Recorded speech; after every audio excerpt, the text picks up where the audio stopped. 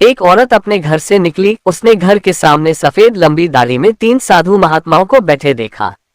वह उन्हें पहचान नहीं पाए। उसने कहा, मैं आप लोगों को नहीं पहचानती, बताए क्या काम है? हमें भोजन करना है, साधुओं ने बोला।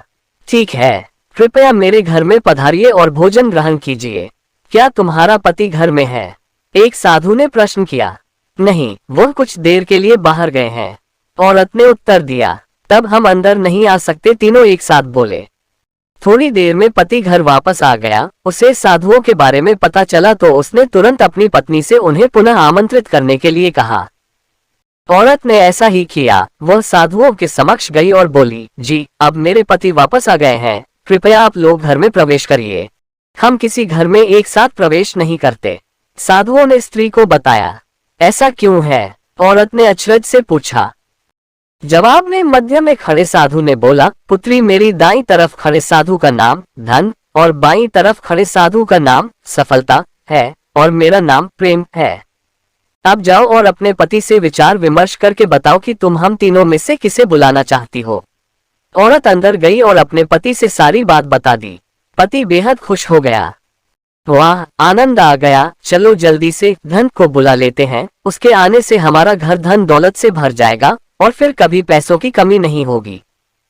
औरत बोली, क्यों ना हम सफलता को बुला लें, उसके आने से हम जो करेंगे वो सही होगा और हम देखते देखते धन दौलत के मालिक भी बन जाएंगे। तुम्हारी बात भी सही है, पर इसमें मेहनत करनी पड़ेगी। मुझे तो लगता ही धन को ही बुला लेते हैं, पति बोला। थोड़ी देर उनकी बहस चलती रही पर वो किसी निश्चय पर नहीं पहुंच पाए और अंततः निश्चय किया कि वह साधुओं से यह कहेंगे कि धन और सफलता में जो आना चाहे आ जाए।